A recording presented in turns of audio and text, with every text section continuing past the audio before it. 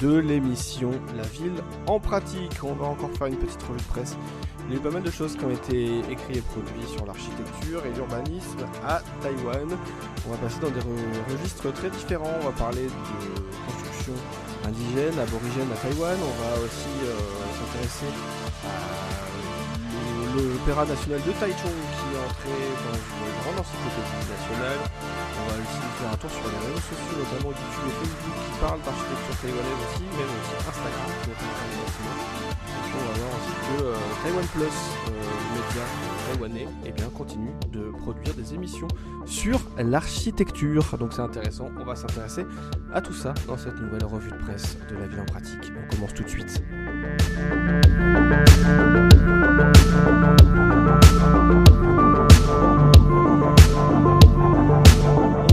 D'abord cette revue de presse de l'architecture et de l'urbanisme à Taïwan de La Ville en pratique avec une entrée dans l'Encyclopædia Britannica, en tout cas un article qui date de ce mois de juillet 2026, le 22 exactement.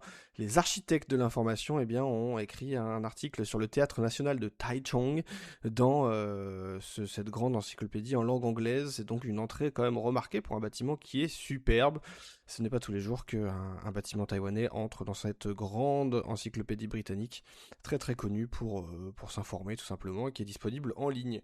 Alors quelques mots qui sont présentés, je ne vais pas vous refaire toute la genèse et toute l'histoire de ce magnifique opéra et de ce théâtre, cet opéra de Taichung. Il est situé donc à Taichung, comme son nom l'indique, lieu de spectacle conçu par l'architecte japonais Toyo Ito, achevé en 2016, connu pour une architecture unique et fluide, souvent comparée à une éponge avec un réseau de tunnels labyrinthiques, des murs courbes et des espaces caverneux. Effectivement, il n'y a pas de piliers, presque pas de piliers dans ce bâtiment monumental. C'est devenu un lieu incontournable de la culture à Taïwan, ou en tout cas de la production culturelle, notamment de spectacles vivants, et ça témoigne de la diversité des influences artistiques du pays, nous dit l'encyclopédie, allant des peuples autochtones à la culture, on va dire, d'influence chinoise, à la domination japonaise et aux phases d'occidentalisation, et qu'on retrouve la philosophie de Toyo Ito, qui met l'accent sur la prise en compte des sens, des besoins physiques, et qui contribue à une esthétique novatrice et reconnue dans le monde du bâtiment. Voilà, c'est une chose qui est très très bien résumée. C'est un bâtiment qui est superbe, qu'on ne se lasse pas d'observer, puis qui est reconnu à l'échelle internationale. Il y a aussi une présentation dans l'article de Toyo Ito, l'architecte japonais, connu notamment pour cet édifice, mais qui est connu pour d'autres grands succès. Il a reçu le prix Pritzker d'architecture en 2013, l'espèce, si vous voulez, l'Oscar de l'architecture, si on peut faire une comparaison qui quand bien même elle peut avoir un sens ou non. Il avait déclaré, lorsqu'il avait reçu le prix, que son architecture projette un sentiment d'optimisme, de légèreté et de joie, et empreinte à la fois d'unicité et d'universalité.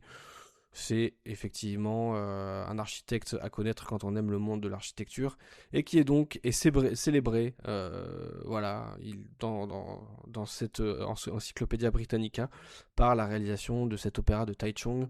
On lui doit, si on peut citer quelques exemples de travaux qu'il a fait. Il a conçu le magasin phare Mikimoto Ginza à Tokyo, une bibliothèque à l'université des beaux-arts de Tama à Tokyo, un musée d'architecture à Imabari, encore une fois là au Japon, ou encore le musée international du baroque à Puebla au Mexique.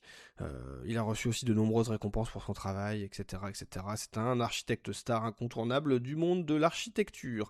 Et on a entendu le mot d'autochtone et d'aborigène au début. On passe à un autre article qui cette fois met en avant la réhabilitation de construction dans un village autochtone, Paiwan, à Taïwan. C'est un article qu'on trouve sur Intech Open, pareil là, qui regroupe des travaux de chercheurs. Et là, on doit cet article à Lu Huimin, qui nous parle justement des peuples autochtones, survivre et se réinventer au XXIe siècle. Un livre de Jack David Heller. Donc dans l'idée, ce chapitre examine un village autochtone de Taïwan et la signification de la maison ancestrale à travers le prisme de sa réhabilitation.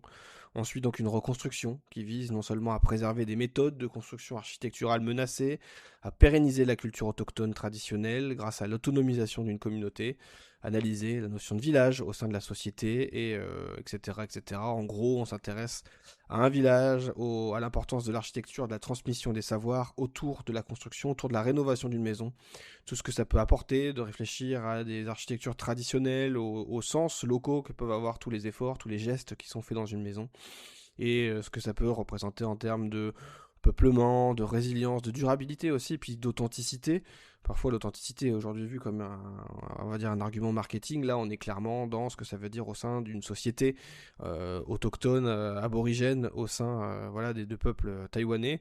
Et donc il y a des croquis qui sont dessinés justement, qui représentent le village, la situation de la maison, qui remettent aussi dans son ensemble ce genre de choses. Donc c'est un article qui est relativement long, on va pas rentrer dans le détail.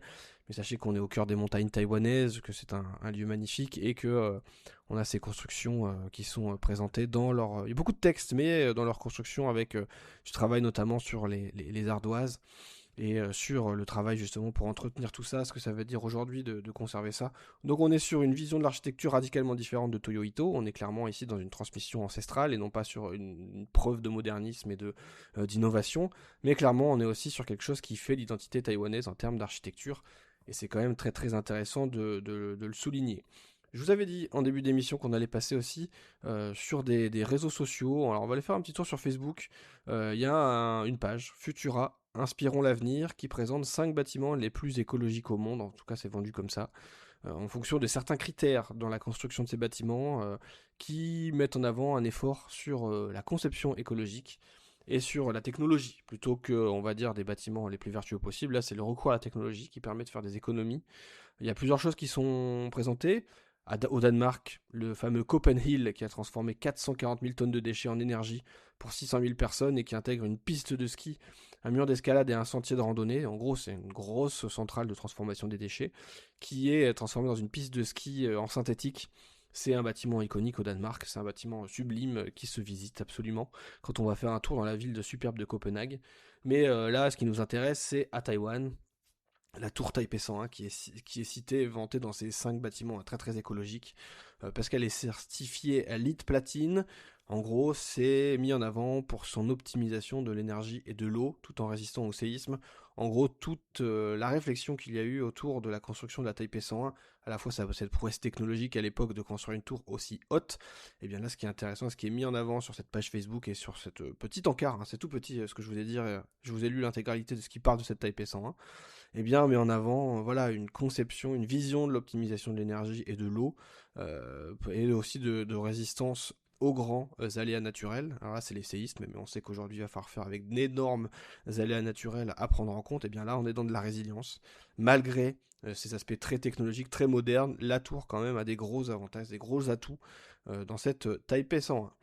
Ensuite, on va faire un autre tour sur les réseaux sociaux. Je vous invite à aller voir la page YouTube qui met en avant, alors je vais vous mettre le lien, qui met en avant la qualité. C'est un auteur qui réalise des livres sur Taïwan, notamment des guides dont je vous ai parlé dans l'émission plusieurs fois, qui des tours de Taïwan, de ces grandes villes, à travers des cartes d'architecture, des city maps. Et bien là, il a produit une série de vidéos sur la chaîne YouTube de sa page, et qui met en avant la qualité des toits, des toits, et donc des toits terrasses sur Taïwan, et il en discute alors sans mandarin, ça dure une quinzaine de minutes, c'est un format podcast, et il revient notamment sur plusieurs exemples d'architecture à Taïwan, c'est assez intéressant, et qui présente notamment certains bâtiments mis en avant sur les aspects de toiture à Taïwan. Puis enfin, on va terminer avec un dernier reportage, cette fois-ci que vous allez retrouver non pas sur de la lecture, mais encore une fois, cette fois en vidéo. On va passer des toitures aux murs, des murs donc en céramique notamment, que peut trouver un peu partout à Taïwan. En fait, effectivement, si vous êtes déjà promené à Taïwan, vous avez forcément observé ce carrelage qu'on voit un peu partout sur les bâtiments. On voit ça aussi dans d'autres pays asiatiques, mais une identité très forte dans l'architecture taïwanaise, ce sont ces carreaux qu'on trouve sur les murs des constructions. Ce ne sont pas donc une exclusivité taïwanaise, mais Taiwan Plus a fait un reportage là-dessus. C'est un peu promené dans Taïwan pour aller discuter avec des spécialistes de la construction et de l'architecture, pour affirmer sans risque de se tromper que le pays voue une fascination pour ce carrelage mural. On trouve des bâtiments ordinaires qui sont recouverts là-dessus, du logement notamment, mais aussi on a des gratte-ciel beaucoup plus hauts qui sont aussi recouverts de ce type de matériaux, et on en trouve dans des endroits insolites. Et donc justement, l'animateur de l'émission, Lin Yao, emmène du coup à découvrir un petit peu ce lien particulier entre le carrelage mural et l'histoire unique qui se trouve derrière tout ça. Pourquoi les carreaux Il a interviewé donc des experts, des chercheurs en architecture, aux architectes, etc. Et qui va parler à la fois de tous les aspects pratiques que va représenter ce matériau d'isolation et d'ornement à l'extérieur, les technologies qui existent autour de ça pour le développer, et puis la célébration aussi de la beauté de ces carreaux à la majorité, parfois qui permettent des symboliques ou de jouer un petit peu sur les motifs, sur les couleurs, sur les formes, ce genre de choses pour explorer un univers riche et complexe dans la création, on va dire, murale et dans la construction architecturale. C'est assez intéressant, justement parce que ça permet d'explorer quelque chose, et puis c'est surtout qu'en fait c'est assez vieux. On a tendance à l'oublier, mais il y a certains bâtiments qui sont recouverts de carrelage, qui ont plus de 90 ans, il y a des carreaux qui sont là depuis longtemps, qui sont présents à Taïwan. C'est quelque chose qu'on ne voit pas forcément, mais qui donne une identité quand même, je trouve, relativement assez forte, assez ville taïwanaise, et comme on retrouve ça un petit peu partout dans le pays, j'aime bien aussi ce côté unité qu'on va retrouver dans un élément architectural qui fait, on va dire, pas consensus, parce que j'imagine que des architectes détestent ça, d'autres aiment beaucoup. Eh bien, en tout cas, ça a été très populaire. Là, on arrive au terme de cette émission La Ville en Pratique. C'était une revue de presse de nouveau. C'était Clément Tricot. Moi, je vous dis à bientôt pour d'autres émissions. Et d'ici là, bien évidemment, portez-vous bien et n'hésitez pas à vous abonner. De toute façon, à ce podcast, on va aller sur la page de l'émission pour retrouver les différents articles en lien avec l'émission. À bientôt.